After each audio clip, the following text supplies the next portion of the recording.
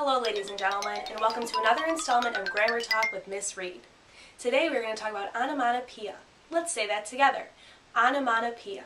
That's not even a word. Onomatopoeia?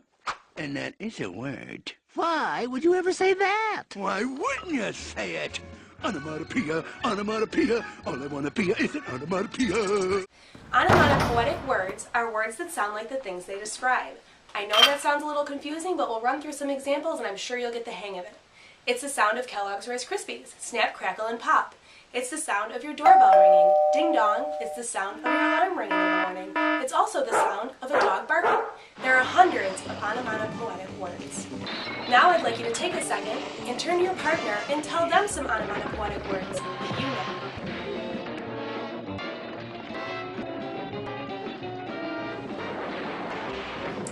Very good, guys.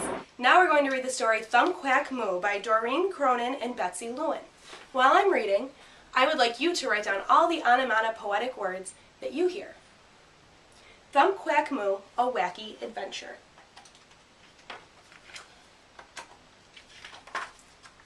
It is almost time for the annual corn maze. Farmer Brown is very excited. This year he is making a Statue of Liberty corn maze. He is going to need help to get everything ready on time. The chickens do not want to help. I'll let you use my hammer, said Farmer Brown. The chickens are now building the fence around the cornfield. Cluck whack, cluck whack, cluck whack. The chickens are excited. The cows do not want to help. I'll let you use my paintbrushes, said Farmer Brown. The cows are now giving the barn a fresh coat of paint. Moo thwack, moo thwack, moo thwack. The cows are excited. Duck never wants to help. No help, said Farmer Brown. No more special order organic duck feed. Duck is now building the ticket booth for the hot air balloon ride. Thump quack, thump quack, thump quack. Duck is still not excited.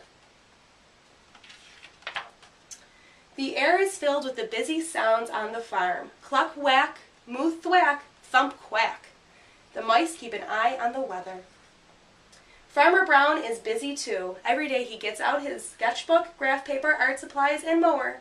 He sketches a little, measures a little, counts a little, and cuts. Farmer Brown wants it to be perfect. Every night Duck sneaks into the cornfield. He brings his sketchbook, graph paper, art supplies, and hedge clippers. He also brings his night vision goggles, his glow-in-the-dark ruler. Then he sketches a little, measures a little, counts a little, and cuts. He's a little excited now. The preparations continue day after day. Cluck whack, moo thwack, thump quack. It is the day before the annual Corn Maze Festival. For the last time, Farmer Brown gets out his sketchbook, graph paper, art supplies, and mower. He sketches a little, measures a little, counts a little, and cuts. The Statue of Liberty corn maze is finished. He is too excited to sleep. Duck sneaks into the cornfield for the last time. He brings his sketchbook, graph paper, art supplies, and hedge clippers. He also brings his night vision goggles and glow-in-the-dark ruler. Then he sketches a little, measures a little, counts a little, and cuts. He is too excited to sleep. It is time for the Corn Maze Festival opening ceremony. The chickens are not allowed to use the hammers anymore, and the barn is not quite what Farmer Brown had in mind. The ticket booth has a slight design flaw. But all Farmer Brown cares about is the corn maze. He pays $5 and hops in the hot air balloon. At last he will see his masterpiece from above. Duck also pays $5 and hops into the hot air balloon. At last we'll see his masterpiece from above.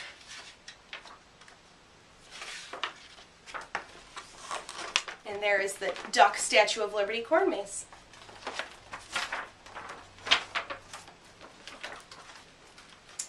Duck is really excited now. Geronimo! The end. I hope you guys found all the onomatopoetic words in that story and can think of many more for class tomorrow. Have a great night.